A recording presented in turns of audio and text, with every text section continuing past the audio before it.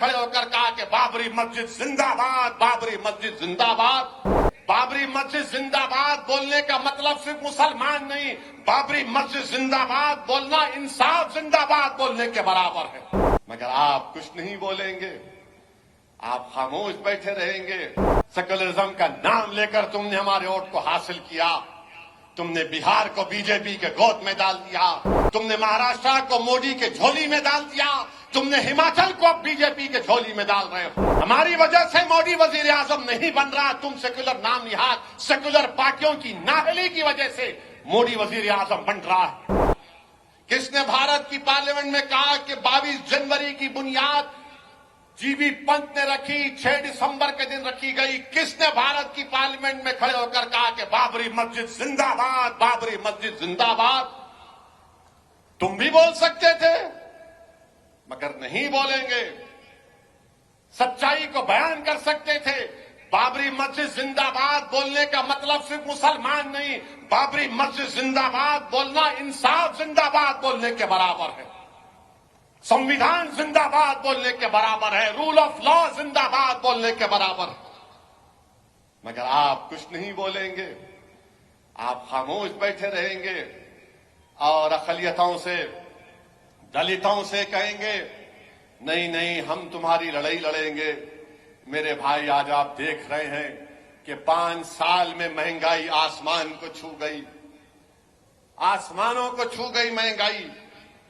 मगर मोदी जी पूरे देश में जाकर बोल रहे हैं विकसित भारत, ये हो गया, फुला कर दिए, ये कर दिए। नौजवानों को ये फैसला लेना है, भारत का मुस्तकबिल नौजवानों का है। और नौजवानों याद रखो, जो आज 24 साल से लेकर 40 साल के दरमियान में नौजवान है, याद रखो यही 10-15 साल भारत के पास हैं।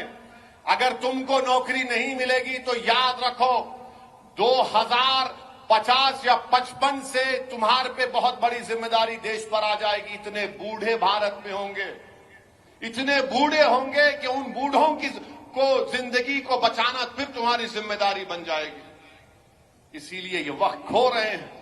चीन हमारी जमीन पर कब्जा करके बैठा है, चीन के खिलाफ कुछ नहीं बोलते, कोई नहीं बोलता चीन के खिलाफ। और लोग हमसे पूछते मजलिस क्या है? अरे मजलिस असली है, मजलिस हैदराबाद ओल्ड सिटी ऐसा, अरे ओल्ड सिटी में मजलिस असली है। फिर दूसरे क्या है? नकली है, चाइना का माल है। ये असली है, चीन पर कुछ नहीं बोलते और हमको गाली दी जाती है। कूद कूद कर बीजेपी के गोद में जाकर बैठ रहे हो। हम नहीं जा रहे हैं। सेकुलरिज्म का नाम लेकर तुमने हमारे वोट को हासिल किया, तुमने बिहार को बीजेपी के गोद में डाल दिया, तुमने महाराष्ट्र को मोदी के झोली में डाल दिया, तुमने हिमाचल को अब बीजेपी के झोली में डाल रहे हो। हमारी वजह से मोदी वजीर आजम नहीं बन रहा, तुम सेकुलर नाम निहाद सेकुलर पार्टियों की नाहली की वजह से मोदी वजीर आजम बन रहा है। तुम मोदी को रोकना तुम्हारा काम है, हम तो खड़े हुए हैं।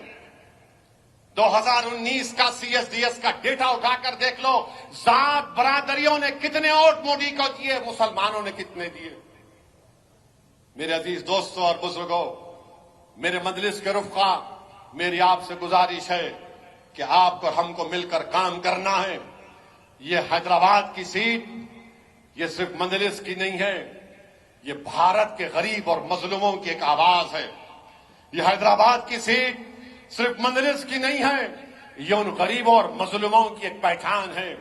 ये हैदराबाद की सीट सिर्फ मजलिस की नहीं है, बल्कि भारत के उन गयूर लोगों की, उन बेबस लोगों की एक आवाज है जो चाहते हैं कि भारत की पार्लियामेंट में उनके जज्बात की तर्जुमानी करते रहे। ये हैदराबाद की सीट सिर्फ तुम्हारी नहीं है, भारत के उन गयूर नौजवानों की एक आवाज है जो ये समझती है कि हमारे ख्वाबों को पूरा करने की एक आवाज भारत की पार्लियामेंट में, हैदराबाद हो, औरंगाबाद हो, सीमांचल हो या देश के कोने में कहां पर हो, वो आवाज उठे। तो मेरी आप तमाम से गुजारिश है कि मजलिस को मजबूत करिए।